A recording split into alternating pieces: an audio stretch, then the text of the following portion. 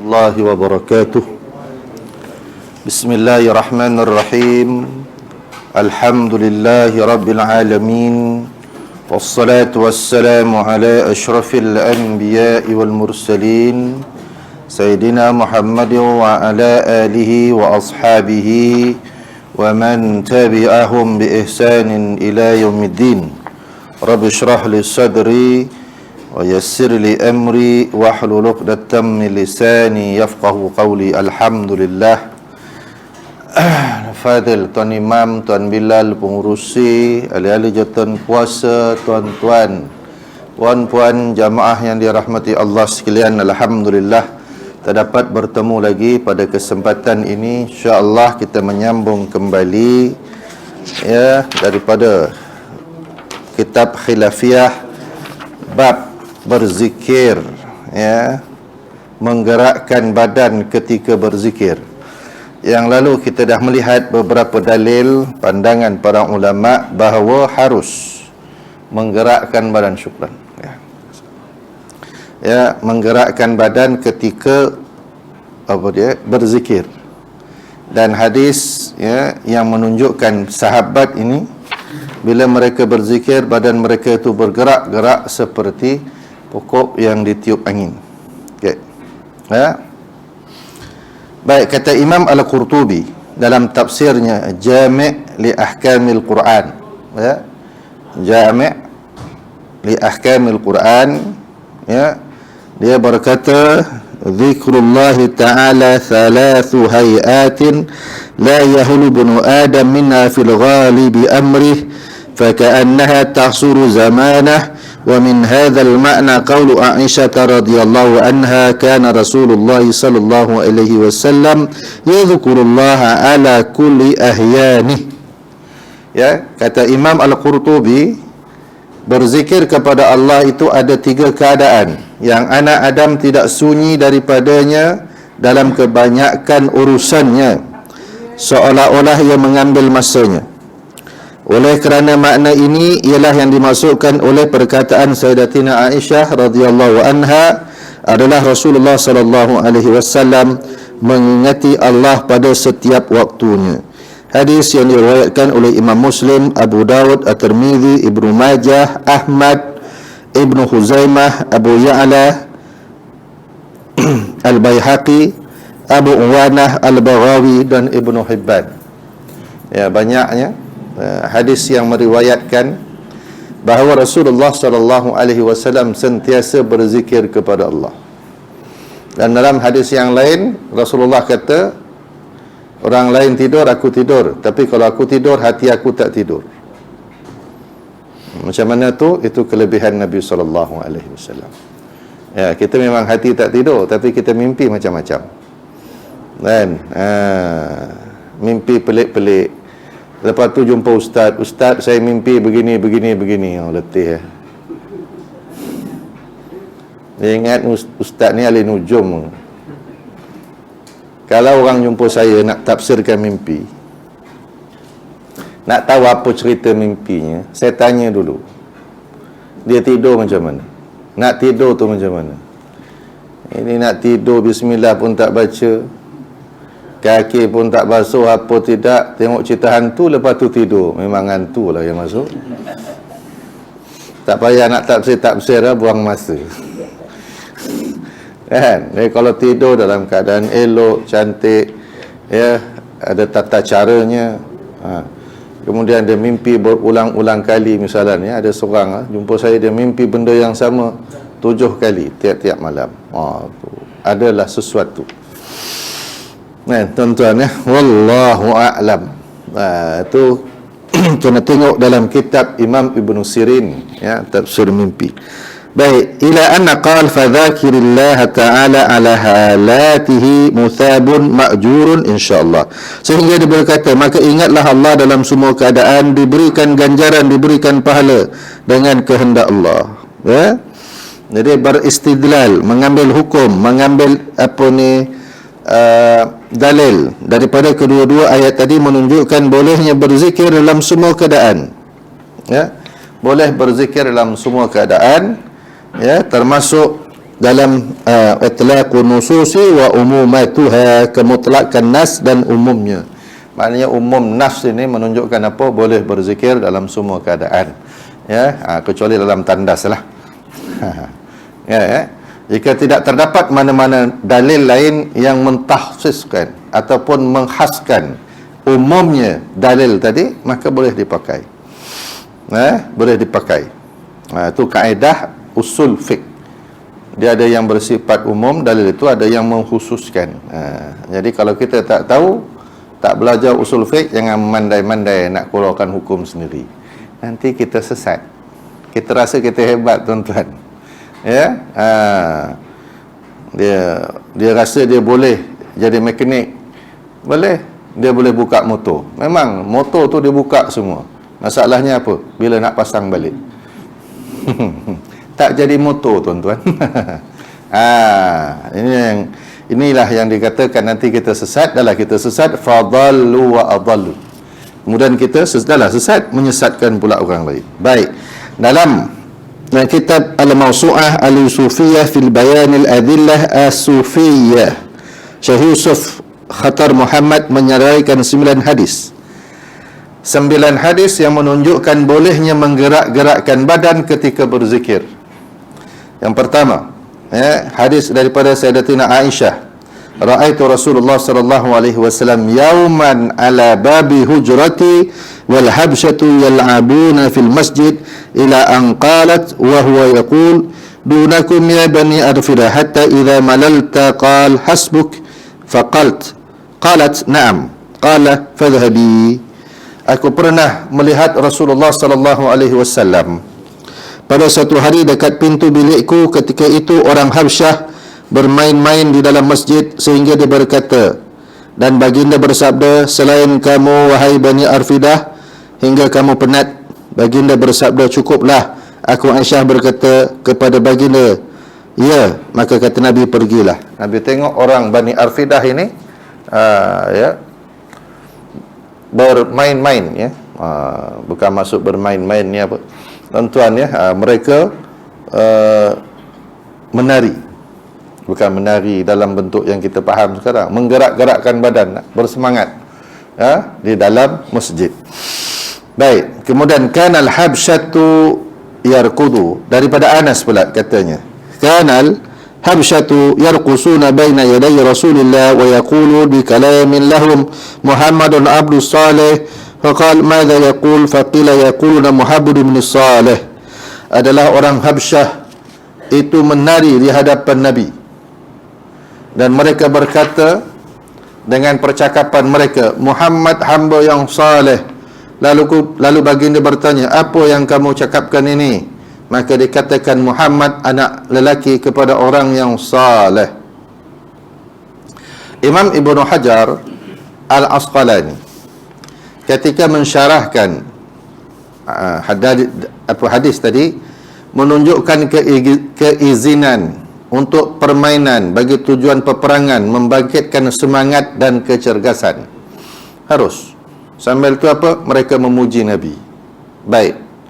Kalau orang kita menggerakkan badan sambil berselawat memuji Nabi, boleh tak boleh? Berdasarkan hadis ini, sah. Boleh, tuan-tuan, itu maksudnya. Kata Allamah Al-Khattani menukilkan, beliau menyebut beberapa hadis orang Habsyah menari, bermain. Yal'abun, mana orang Habsyah tidak sunyi daripada menari dan bermain. Habsyah ni orang kulit hitam, Habsyah. Perbuatan itu dalam masjid. Perkataan Nabi, dunakum ya Bani Arfidah, ialah suruhan untuk bermain, maka bagaimana pula dikatakan ianya haram. Nabi, tak apalah, kamu main. Tapi waktu yang sama mereka puji Nabi, berselawat begitu. Selain ni, baik, tegahan Nabi SAW kepada Sayyidina Abu Bakar dan Umar untuk mengingkari dan mengubah, dan alasannya adalah hari raya, dan pada waktu itu mereka bergembira. Mereka menari dengan penuh semangat, kan? Bukan menari hiburan, tuan-tuan, ya. Orang ni menari ni semangat, tunjukkan semangat dalam peperangan, kan? Kecergasan. maka tidak ditegah ya oleh Nabi SAW, dan Nabi sendiri melihat lama perbuatan itu dan mendengar apa yang mereka buat bersama dengan Sayyidatina Aisyah. Nabi dengan Aisyah tengok Bani Arfidah ini kan membuat pertunjukan ya dengan penuh semangat. Dan tambah lagi katanya ya, dan di mana Nabi SAW dan di mana baginda SAW tidak melarang mereka, bahkan mengakui kebenaran perbuatan mereka, maka itulah zikir yang dimaksudkan dengan ta'abbud dan taat serta menzahirkan gembira kepada Allah dan Rasulnya, bergembira.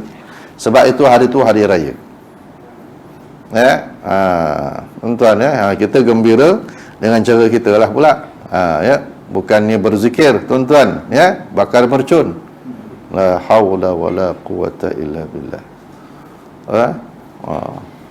Itu yang saya dekat tuan-tuan ya, yang ada geng kampung saya belakang sikit daripada rumah saya kat kampung tuan-tuan, masya-Allah.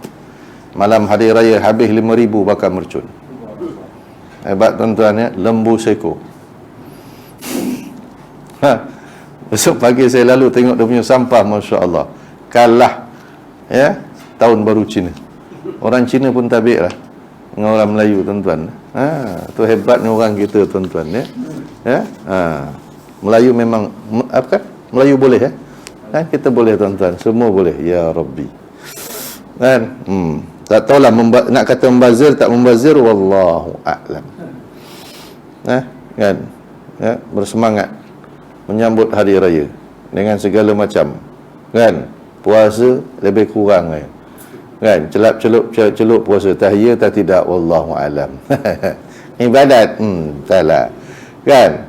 Bayang tarawih 8 rakaat pun bising, kan? Tapi raya sebulan disambut dengan penuh semangat.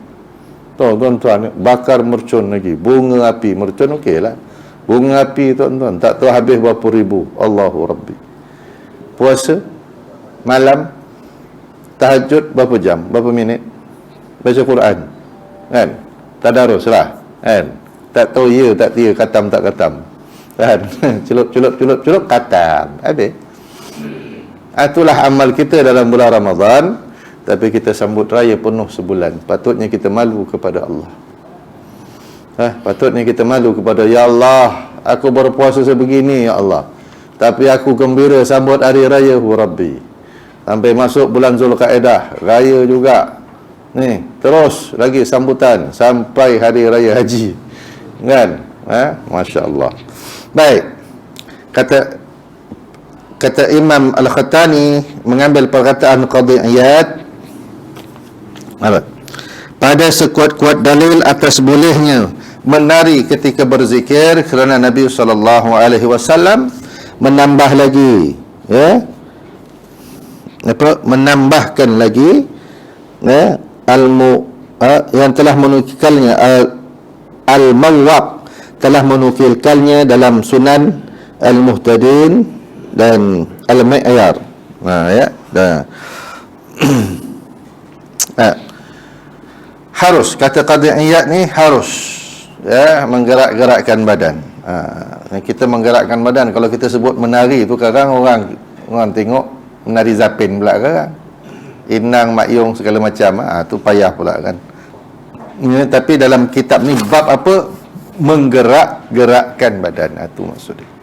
Okey, baik. Kemudian kata Sayyidina Ali, apa gambaran sahabat? Para sahabat apabila mereka berpagi-pagi, mereka berzikir dalam keadaan bergerak-gerak seperti goyangan pokok pada hari yang berangin.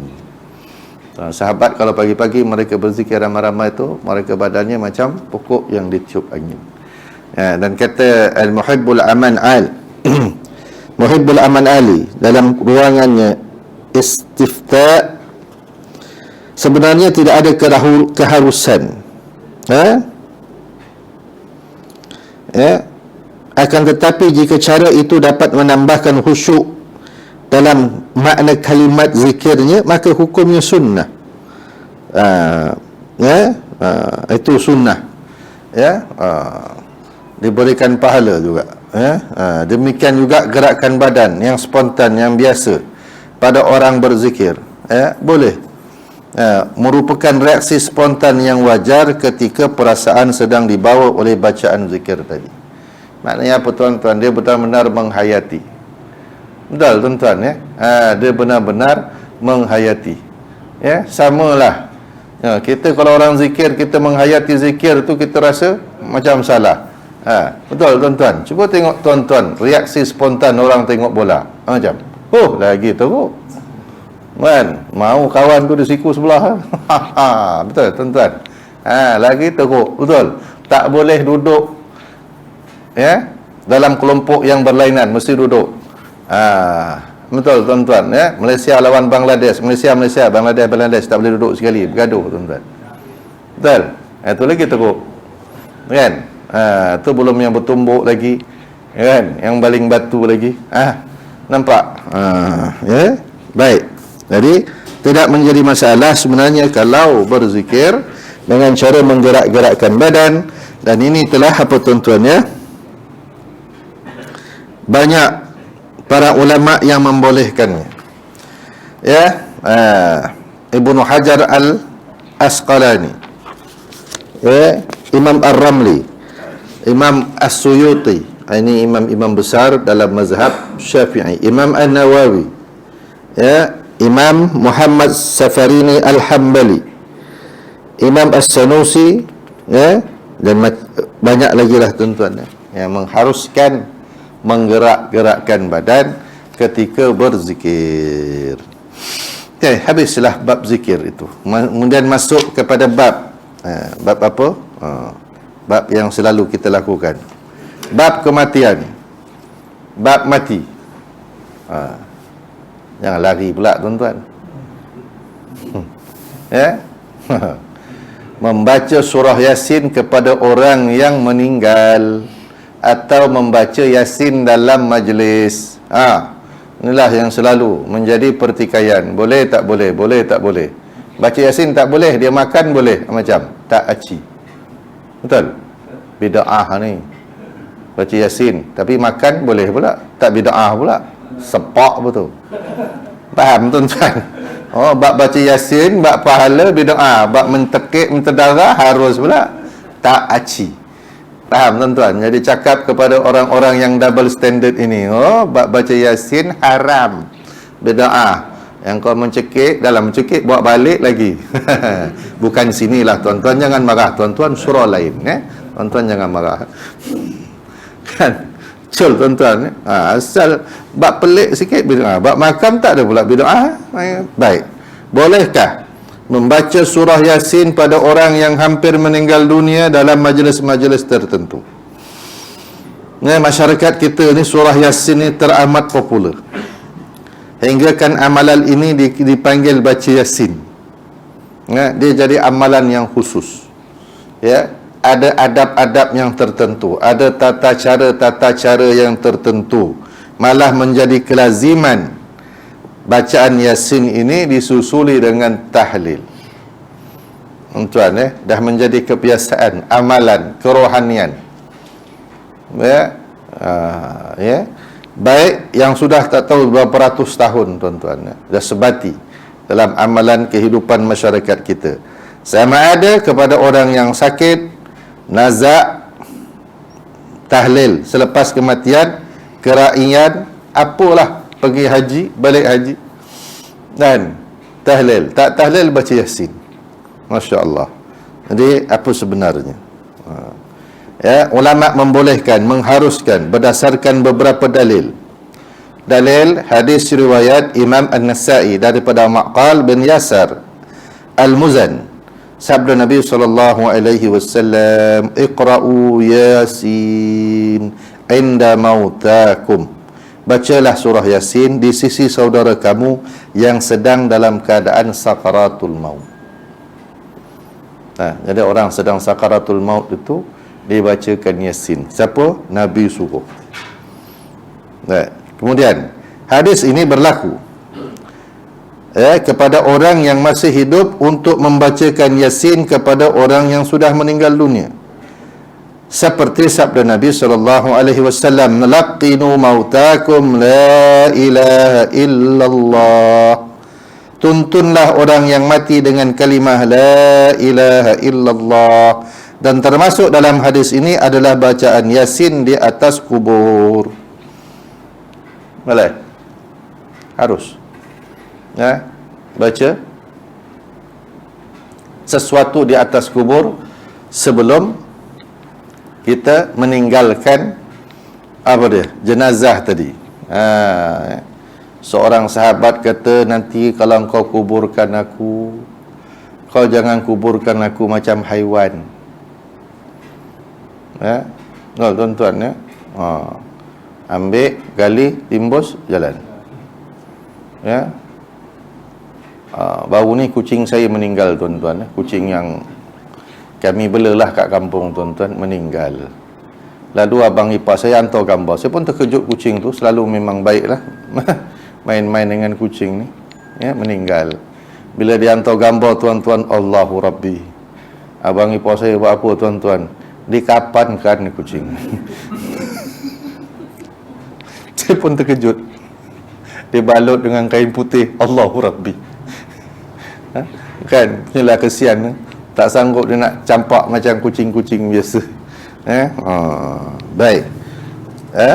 Jadi dia kata, nanti kalau kamu mati, kebumikan aku, jangan kau kebumikan aku macam haiwan. Engkau bacalah awal surah, nanti kita jumpa, awal surah Al-Baqarah dan akhir surah Al-Baqarah. Dia pesan. Nampak tuan-tuan ya? Maknanya tentulah sahabat ini tahu apa maksudnya, apa rahsianya. Dia suruh baca. Itu yang kita baca dekat kubur. Kan? Ya? Baik, kata Maqal bin Yasar lagi dalam hadis ni.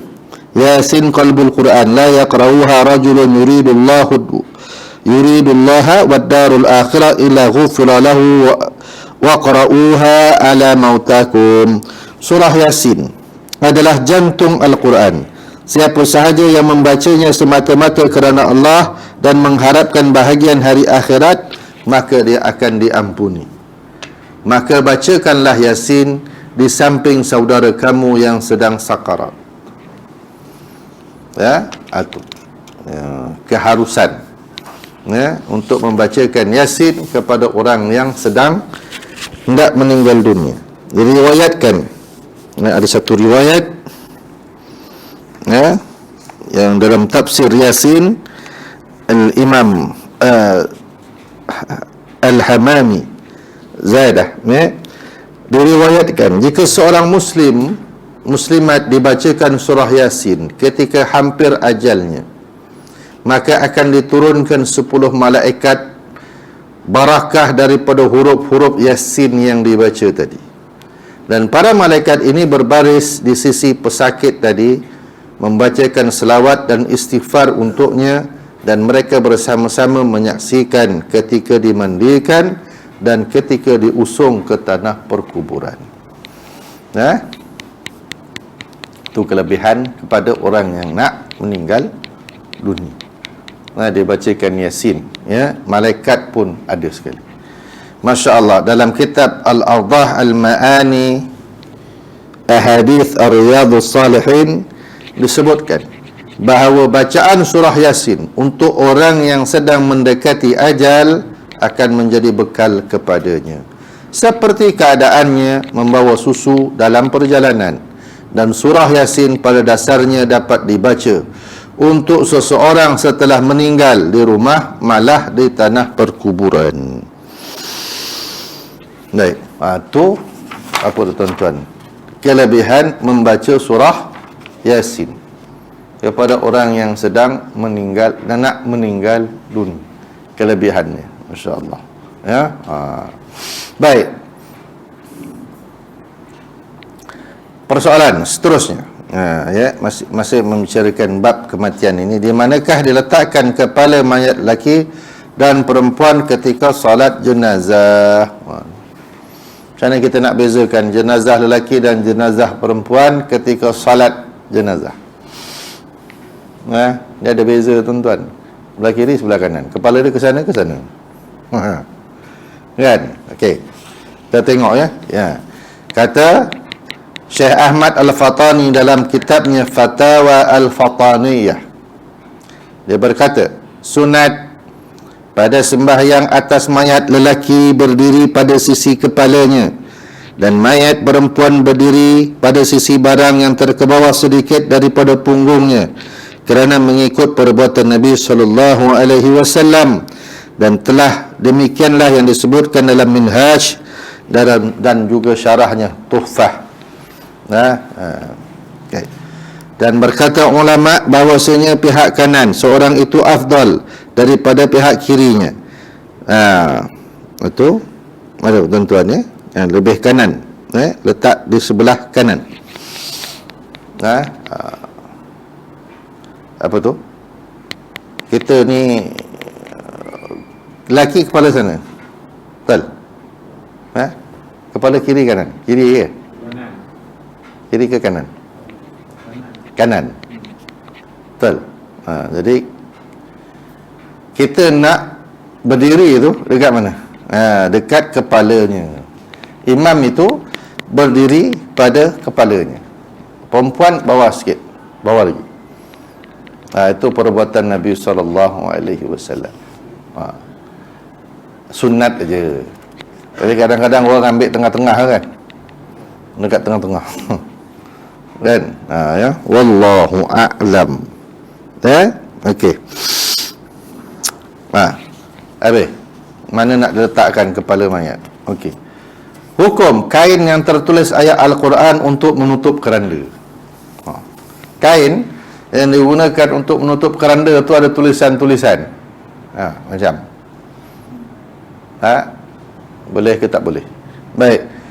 Apakah hukum kain yang tertulis ayat Al-Quran untuk menutup keranda? Apa hukum? Baik. Telah dikeluarkan fatwa oleh Mufti Kerajaan Negeri Kedah. Fatwa, kita ambil contohlah fatwa yang dikeluarkan oleh Mufti Negeri Kedah, dan dikeluarkan oleh Jabatan Hal Ehwal Agama Negeri Kedah. Apakah hukumnya kain yang tertulis ayat Al-Quran untuk menutup atau menutup keranda?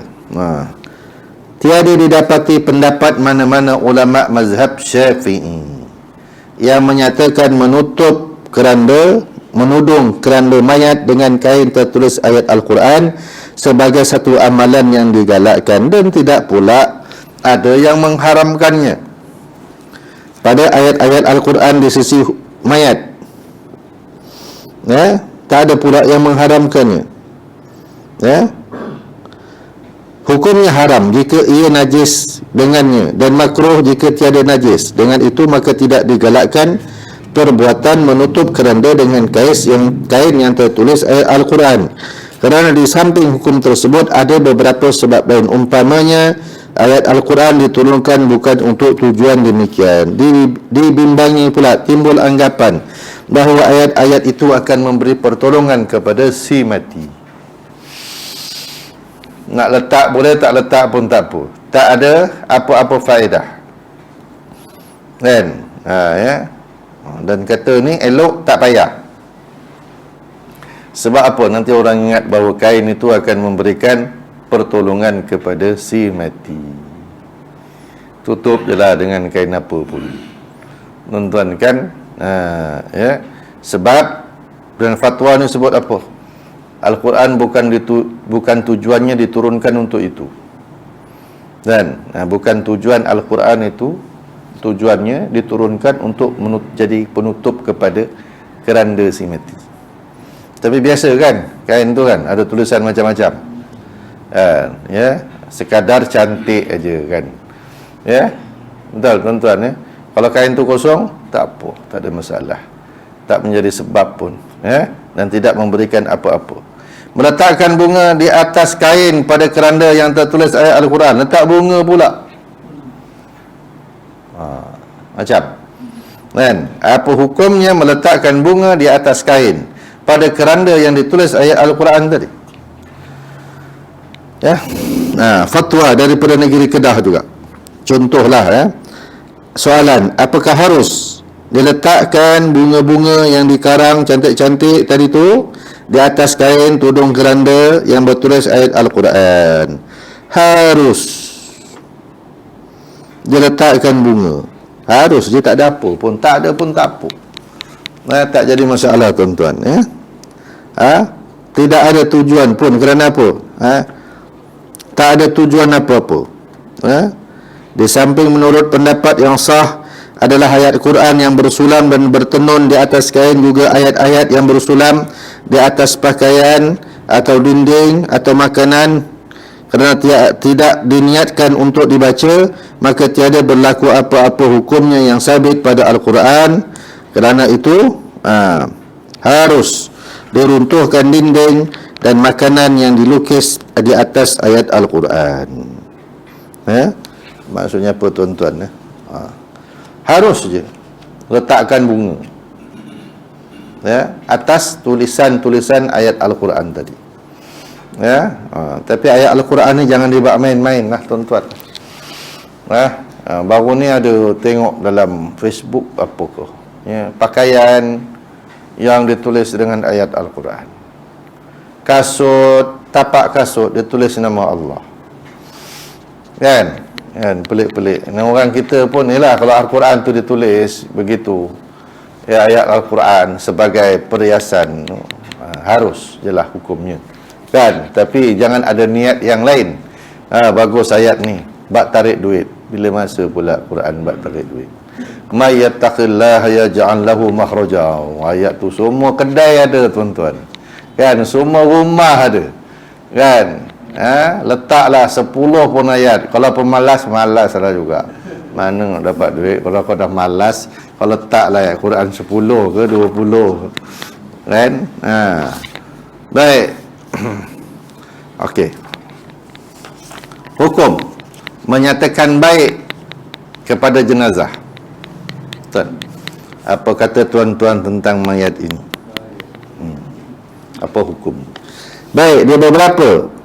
Tidak di kebanyakan tempat lah, Ada di kalangan para imam yang mengetuai solat jenazah, selepas mendirikan solat jenazah dan berdoa akan memandang kepada makmum dan menyatakan, Yashhadu anna hadzal mayyita min ahlil khair. Bersaksikanlah bahawa mayat ini termasuk golongan yang baik. Dan kadang-kadang dia berkata, ma qaulukum ala hadzal mayyit. Apa kata tuan-tuan tentang mayat ini? Lalu makmum menyatakan baik. Apakah pandangan Islam? Apa pandangan dia? Baik. Dalam Sahih Muslim, satu hadis riwayat Ibnu Salamah, sabda Nabi sallallahu alaihi wasallam, "Idza hadartumul marid awil mayyit faqulu khaira fa innal malaikata yu'minu ala ma taqulun." Kata Nabi, apabila kamu melawat orang sakit ataupun jenazah mayat, maka katakanlah dia orang baik, maka malaikat akan mengaminkan ucapan kamu. Walaupun yang meninggal itu tak berapa nak baik tuan-tuan, baik jugalah. Elok kau mati mat, aman sikit kampung.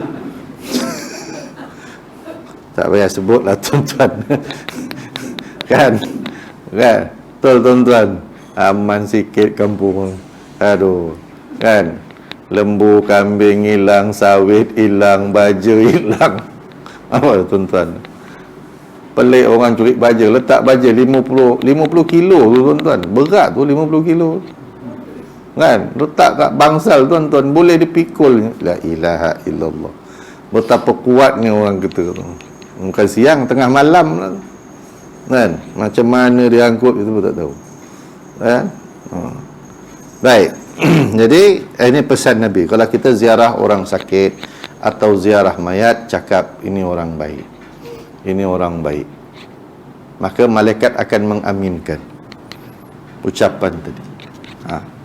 Sebab tu dia kata, apa kata tuan-tuan tentang mayat ni baik.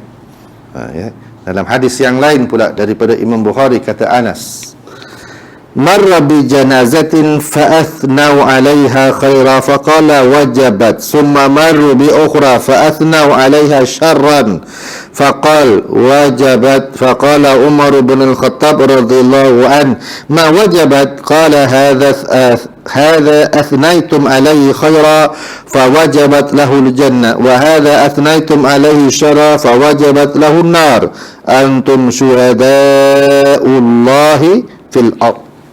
Kata Nabi. Nabi dan sekumpulan sahabat dilalui oleh satu jenazah. Satu jenazah lalu para sahabat berkata, orang yang baik.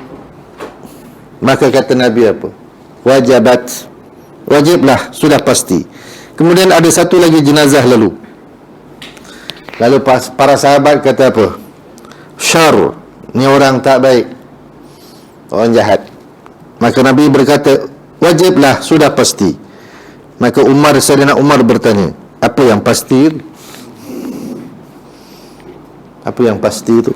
Maka kata Nabi, jenazah yang kamu katakan baik ke atasnya, maka pastilah baginya syurga. Masya Allah. Dan jenazah yang kamu katakan buruk ke atasnya syar, maka pastilah baginya neraka. Kamu adalah saksi-saksi Allah di atas muka bumi. Masya Allah. Nampak tuan-tuan, besarnya ucapan, besarnya makna ucapan orang yang menyaksikan jenazah. Kata Nabi, kamu kata baik, dia dapat syurga. Kamu kata buruk, Allah, orang dapat neraka. Ya Rab. Masya Allah. Jadi pentingnya kepada orang yang nak ziarah orang sakit dan orang yang mayat ini tadi, cakap yang baik. Baik, memang kita tahu, ya, tak semua manusia ni elok pada pandangan kita. Ada yang macam-macam, tapi kita berpandangan apa? Baiklah. Itulah pengakhiran dia. Dan itulah ucapan kita yang baik-baik. Betul, tuan-tuan? Semoga besok kalau kita pergi pun orang kata baik. Tu penting. Kita selalu kata orang tak baik, yang kita ni baik sangat ke? Itu aja. Kan, tengok orang baik, tengok orang tak baik ni diam-diam, tuan-tuan. No comment. Dan kalau kita banyak komen, nanti kita sakit kepala. Lalu apa baiknya untuk kita? Nampak orang baik, macam mana aku nak jadi macam orang ni baik-baik? Nampak orang tak baik, aku jangan buat macam ni. Dan doakan dia, mudah-mudahan satu hari dia bertaubat, dia lebih baik daripada aku. Kata Nabi SAW, ada seorang yang beramal dengan amal ahli syurga, dan jaraknya dengan syurga sehasta, sikit lagi nak masuk syurga. Lalu di penghujungnya dia beramal dengan amal ahli neraka, lalu dia masuk neraka. Dan ada orang yang beramal dengan amal ahli neraka, dan jaraknya dengan neraka sehasta, tapi di penghujungnya hidupnya dia beramal dengan amal ahli syurga, lalu dia masuk syurga. Ini yang kita takut. Kita rasa kita dapat syurga, tapi takut tak dapat. Kan? Ada orang yang kita rasa dia amal, engkau ni amal, tak ada amal yang baik, tuan-tuan. Tapi siapa tahu di penghujung hidup ni, kan kita baca hadis, tuan-tuan, cerita dalam kitab ni, ujung lah lama, barangkali ramai yang dah terlupa. Ada orang yang Imam Atta, orang alim Makkah, dia nampak orang ni tawaf selawat, selangkah selawat sampai habis. Dia tanya, kenapa kau selawat lain daripada yang lain? Dia tanya, kamu ni siapa? Aku ni Atta. Orang yang alim masyhur di Mekah. Kalau tidak kerana kau orang yang baik-baik, kau tanya aku tak jawab. Kenapa aku berselawat waktu aku tawaf? Satu hari aku pergi haji dengan bapa aku. Tiba-tiba bapa aku meninggal. Waktu pergi haji, bapa dia meninggal. Dan muka bapa aku terus jadi hitam legam. Aku terlalu sedih. Dan aku tunggu jenazah bapa aku ni, kemudian aku tertidur. Dalam mimpi aku berjumpa dengan seorang lelaki yang amat tampan, pakaiannya bagus.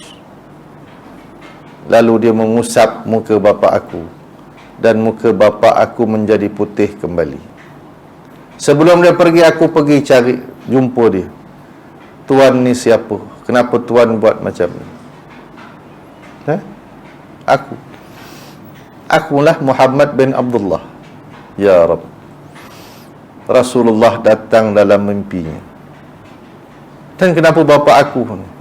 Bapa engkau melakukan kesalahan, tapi bapa engkau ni selalu selawat kepada aku. Jadi bila dia meninggal, dia memohon pertolongan. Dan aku datang. Bila dia sedar, tengok muka bapaknya putih balik. Sebab itu dia kata, dia tak tinggal selawat kepada Nabi SAW. Nampak tuan-tuan? Orang yang buat salah pun, tapi dia ada amal, lalu dia dapat pertolongan Allah. Masya Allah. Kita tak tahu lagi tuan-tuan. Kita tak tahu. Jadi kita tengok orang, tengok orang semua baik lah. Yang tak baik tu tak baik lah tuan-tuan. Mudah-mudahan dia berubah lah. Manusia ni berubah tuan-tuan, percayalah. Manusia berubah, kan? Harap-harap berubah pada yang lebih baik lah. Jangan dah baik tu berubah jadi buruk tuan-tuan. Betul, dah jadi geng masjid bertahun-tahun, nak mati jadi geng dangdut. Kacau tuan-tuan. Kacau tuan-tuan. Dah elok-elok jadi geng masjid, macam mana haji ni boleh jadi geng ni pula? Ya Rabbi. Tu yang kacau. Baik. Jadi doa-doa seperti ni amat penting. Doa-doa orang beriman, doa-doa orang saleh. Apalagi kalau kita solat jenazah ramai-ramai tuan-tuan, lepas solat Jumaat, masya-Allah, yang datang itu terlalu ramai tuan-tuan. Ya Rabb. Kita pun macam manalah orang ni dapat penghormatan yang sebegini tuan-tuan, dapat penghormatan yang sebegini, masya-Allah. Baik. Dalam hadis yang diriwayatkan oleh Imam Bukhari daripada Abul Aswad, hadis ni panjang sikit tuan-tuan. Baik. Kata siapa tadi? Abul Aswad, dia kata, aku datang ke Madinah. Di situ berlaku satu wabak. Aku duduk di sebelah Umar Al-Khattab. Dia duduk dengan Umar Al-Khattab. Tak lama lalu satu jenazah. Maka jenazah itu dipuji khair, orang baik. Maka Umar berkata, pastilah. Kemudian lalu jenazah lain pula, maka jenazah itu dikatakan orang kepadanya al-khair, orang baik. Maka Sayyidina Umar kata, pastilah. Baik. Kemudian lalu jenazah yang ketiga, dikatakan orang kepadanya orang jahat, syar. Umar berkata lagi, pastilah. Lalu aku, ini Abu Aswad, berkata, apa yang pasti itu wahai Amirul Mukminin?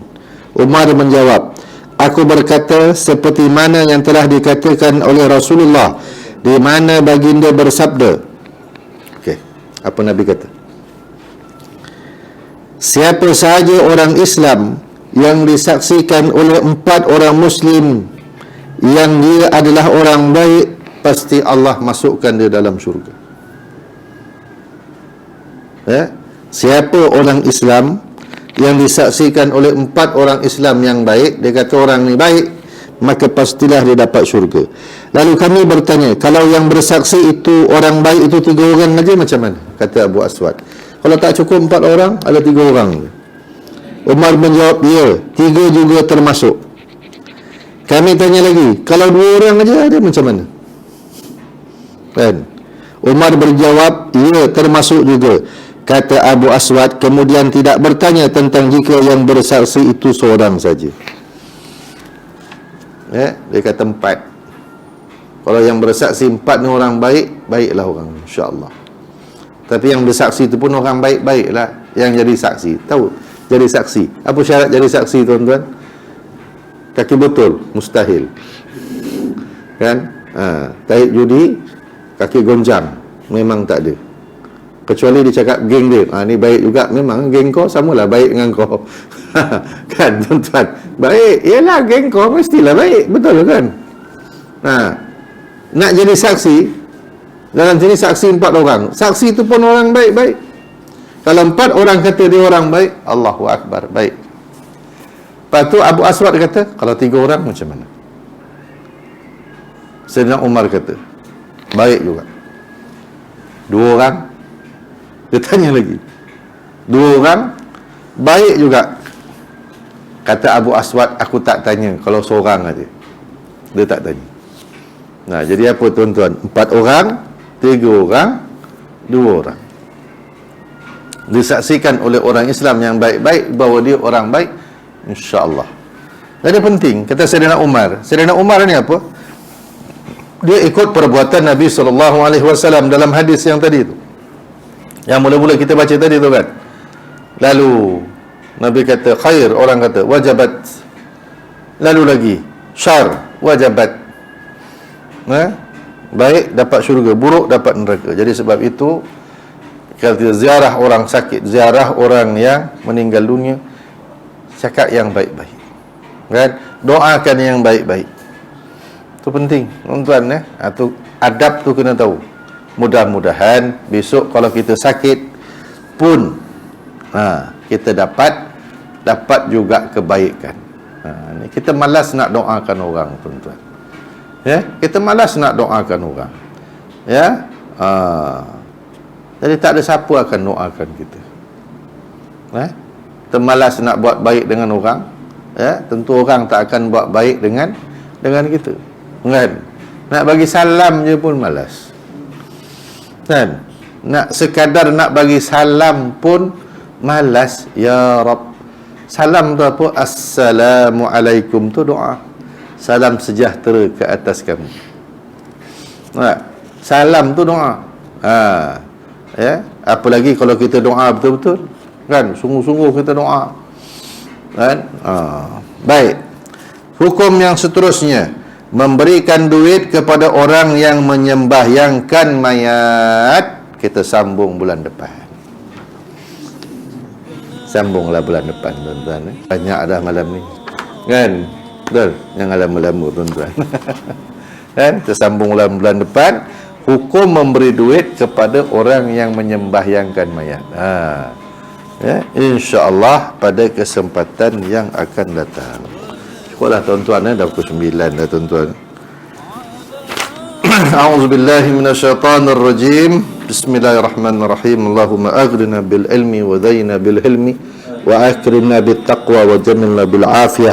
Rabbana atina fid dunya hasanah وفي الآخرة حسنة وقنا عذاب النار وصلى الله على سيدنا محمد وعلى آله وصحبه أجمعين والحمد لله رب العالمين آمين والله تعالى أعلم والسلام عليكم ورحمة الله وبركاته.